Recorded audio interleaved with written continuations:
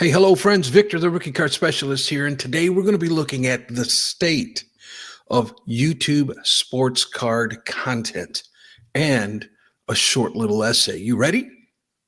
Then let's do it.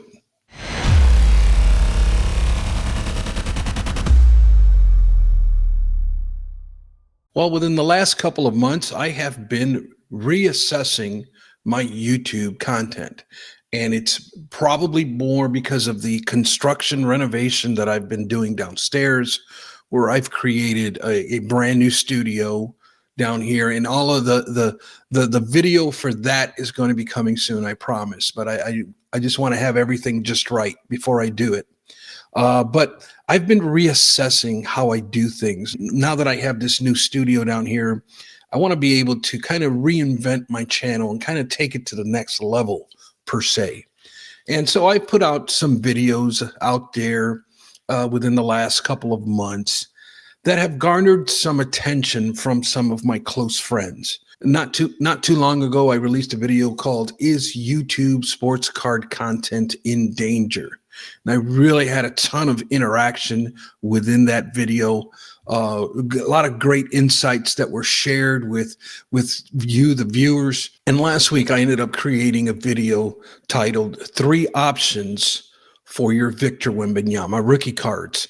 And on the thumbnail, I plastered, "It's not news." And I was kind of complaining on certain content creators who will kind of give us or over dramatize, at least in my opinion, that certain cards are going down because the player's injured, or the card values are going down because they lost in the Super Bowl. And my contention was that's typically the case. That's nothing to really report in my opinion anyways. And so I ended up making some comments that I felt were not directed at any one person in particular, but as a whole. And when I say as a whole, it's because there's a really bad habit of when something happens, it goes through this big cycle where content creators just regurgitate the same stuff over and over again.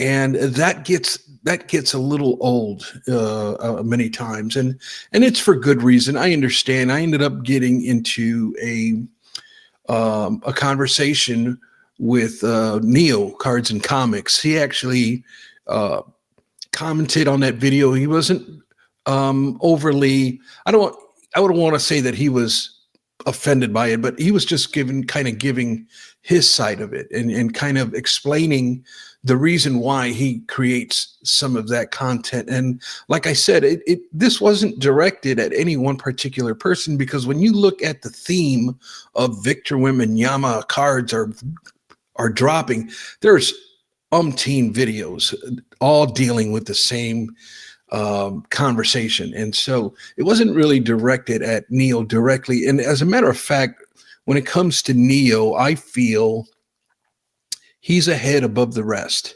in that he typically is first to market with news. As soon as news drops, I don't know if he has an inside source or he's always paying attention, but he is typically, I mean, within a few minutes, within the hour, you can expect a video of current hobby happenings. And I feel like a lot of other hobby content creators kind of follow his lead and follow his research and follow the content that he provides, because he's usually right out of the gate. So, much respect for Neo. Love Neo to death, man. And he's the one guy that I am in tune with every single video drop that he releases.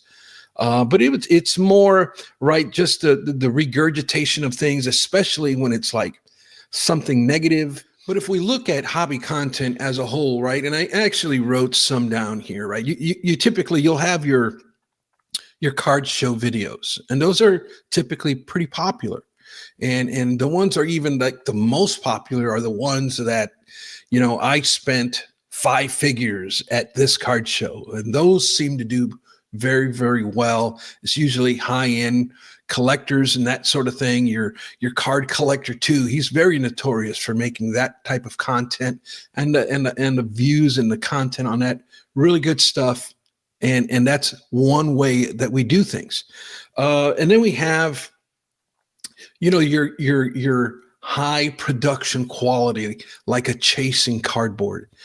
Phenomenal stuff, right? You cannot, I mean, the just the episodes are something that belong on television. It belongs on some type of streaming service. That's how good this hobby content is. And just the concept of going from town to town and buying collections just really gravitates and pulls us collectors into that kind of content because it's just phenomenal. And then we have, right, your hobby news. There's a lot of content creators that focus in on hobby news, and they all have their own insight. And that's kind of like the good thing about it, is that you'll have a hobby happening and you can get a content creator's insight on that specific topic. And that's what kind of Neil was explaining in the comment section. We were going back and forth, and not necessarily just because Neil doesn't mean that everybody listens to Neil. I mean, there might be a content creator that is subscribed to my channel that doesn't necessarily watch Neil, or vice versa. And so those points, they're valid points, don't get me wrong. And so then there's these YouTubers that really do well with stories, right? And I think of, when I think of stories, I think of like baseball card collector, investor, dealer. I don't watch a lot of his stuff, but I know I've heard people really talk about how they love the stories that he tells about cards that he's purchased or collections that he's purchased, and some of the nuances and challenges that go on buying these collections. And great storyteller. I'm not a really good storyteller, so I don't make a lot of those types of videos. But we also have, right, the investing advice. It's another avenue that we have of sports card content, and that's more of the I can't even put Sports Card Investor channel in that. They don't really do that type of stuff, not as much as they used to. It seems like they've kind of drawn away from that. But you have a ton of channels that are, flippers, basically, people who will take PSA cards and send them off to grading, and they are flipping and trying to figure out if they should crack out certain cards, and they really get into details on flipping cards. And that's another form of sports card content that we have. Also, we have, the collector, and there's a quite a number of these channels. The collectors are the ones that it's more community. It's more about showing off cards and showing your cards. And it's almost like a prerequisite. You must show cards. I have a lot of friends in this genre, but I think that all of us can attest and agree that we don't get the viewership that some of the investing, flipping type content creators do. And some would consider that type of content to be boring. That is why. And maybe they have some validity to it. But needless to say, if that is your gig, there's plenty of stuff on YouTube that deals with that type of sports card content.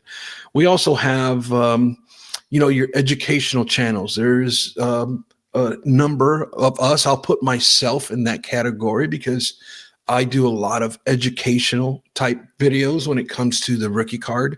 I also look at a lot of historical research, and I make content based off of historical or educational type spin to it. And then we have,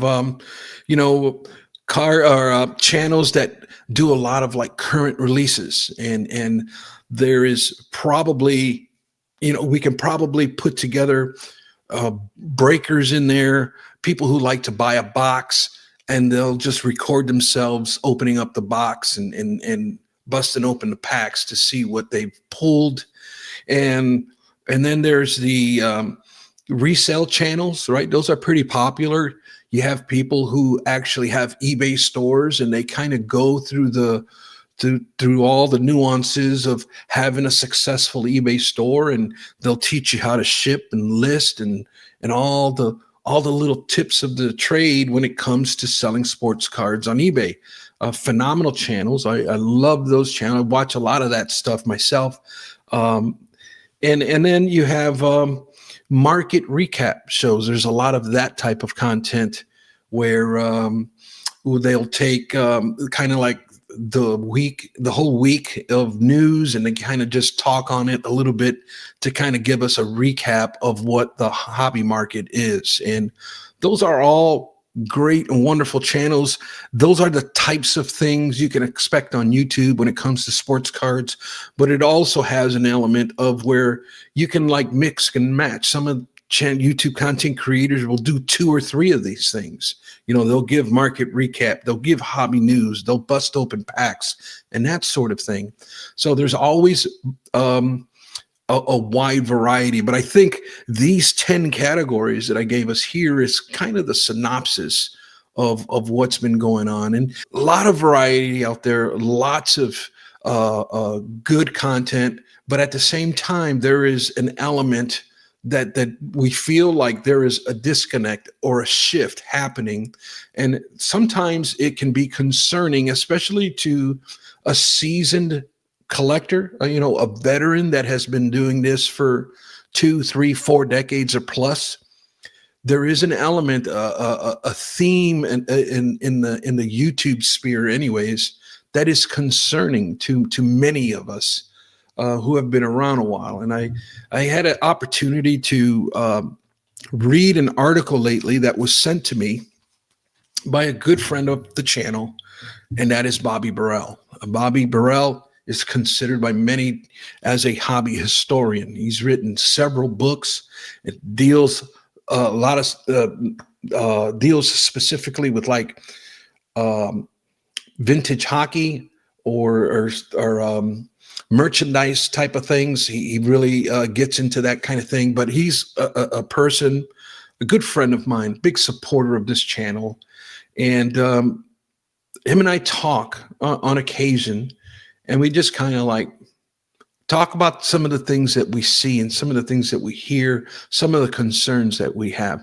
Now, he sent me this article that he actually wrote. He's a tremendous writer. He sent this over to me, and it's phenomenal. And I want to read it. It's a short essay. It's only about 900 words, but it's very, very impactful.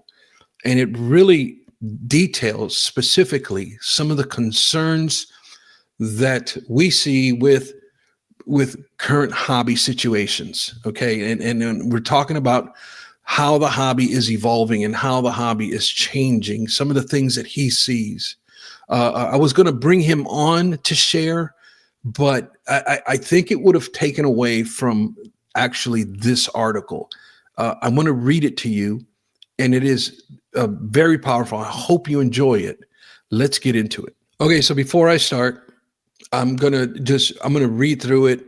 I did change a little bit of, I did a little bit of editing. He gave me the permission to do so, but I did make some slight changes only to help me when I read it out loud so that I won't get tripped up. So I changed maybe 2 or 3 sentences, and that was it. But I'm going to just give it to you straight up. We're going to read right through it. The name of this essay is The Age of Influencers, a Hobby Path of Flourishment or Folly. What is the definition of a hobby? An activity done regularly in one's leisure time for pleasure. There's nothing inherently wrong with speculating or making money in the hobby. It has been happening for decades. But when the pursuit of profit overshadows the enjoyment of collecting, the pleasure becomes the dividends, the gambling. The chase for the next flip seems to be prevalent in the hobby today, or is this just what we see algorithmically? The new ideology isn't about collecting for passion. It centers itself on what's next mentality, or flipping high-graded cards, chasing parallels, and treating the hobby like a speculative stock market rather than a solace escape. It has been often said that we should let the hobby decide what a rookie card is. We should let the hobby dictate proper centering or decide if grading everything is necessary. We're really just giving that power to influencers.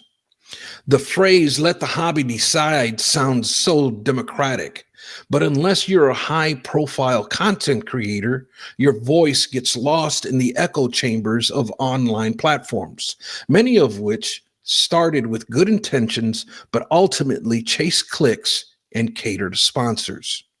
When we elevate these individuals to lead us in areas like what manufactured scarcity is best long term, we end up with what we see today: a hobby skewed by corporate interest, propped up by the most popular online narratives, and truly not in the collector's best interest. From the earliest days of collecting, hobby pioneers like Jefferson Burdick established foundational principles that have stood the test of time. These guidelines provided structure and legitimacy, ensuring that collecting remained more than just a chaotic free for all. But as these traditional frameworks erode, new interpretations of rules emerge, ones driven by historic ones driven not by historical precedent, but by financial incentives. Have we really reached the point where collecting has been redefined under this new paradigm of hobbyist? The very word hobbyist suggests that all aspects of sports cards and collectibles exist purely as a hobby. In reality, much of the online discussion revolves around third-party businesses and hardly a pursuit of leisure collecting. Influencers push feel-good slogans like "collect what you like," or "we need more people," or "we need more kids in the hobby." And don't forget, "buy the card, not the grade." But these words generally fall on deaf ears.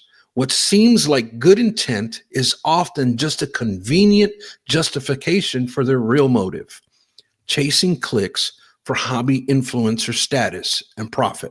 Influencers thrive on engagement. More clicks mean greater popularity, inflated egos, and increased financial opportunities through sponsorships. They create the illusion of inclusion by acknowledging viewer comments, making followers feel heard and validated, which further reinforces their authority. But this recognition is often superficial. By elevating influencers beyond their true expertise, we grant them undue control over the hobby, allowing third-party narratives to dictate what collectors should care about rather than encouraging personal passion. Influencers hold a naive hobbyist's hand only to guide them down the road as to what everyone else is doing, rather than being left to explore and enjoy what truly resonates with them through quality information and facts. That age-old saying, "keeping up with the Joneses," makes everyone feels they have a place. But if you have no personal destination, you never know where you're going to end up. Likely, you're just going to end up paying down your credit card on that $1,500 box you open just because you saw someone pull a five-figured card from. When influencers attempt to be everything to everyone, they ultimately become nothing to anyone, except slaves to the algorithm. Their relentless pursuit of engagement replaces any real obligation to deepen their understanding that every player's card should be respected and not just the box or case hit. As they try to build upon the collector base through these methods mentioned above, it's weakening the hobby as a whole. And once this power structure is in place, opposing voices, especially those grounded in historical knowledge and experience, are systematically pushed aside. Genuine expertise is drowned out by the sheer force of influencer-driven popularity. The unsavory behaviors within the marketplace are another contention as to where the hobby has gone. The stock market speculating, breaker shenanigans, shill bidding, fixing and doctoring up of cards, and now CT scanning. many of which have been with us since the inception of the hobby, but has now reached a degree of critical mass. And will this lead us to a flourishing hobby in days ahead, or are we in the midst of hobby folly? But rest assured, things are not so bleak. The hobby still does exist for those who wish to collect without engaging in online rhetoric, where rarity is based on survival of time and not on limited number proclaimed in boardrooms of card manufacturers. Non-monetary based collectors, those who collect for the pure joy of it, may not be as visible, but they are out there, quietly preserving the essence of the hobby, and don't get swept up in trends for the sake of conformity. Collect because it brings you joy, because it sparks that same wonderment you once had as a kid. After all, you can't truly appreciate a moment until it becomes a memory.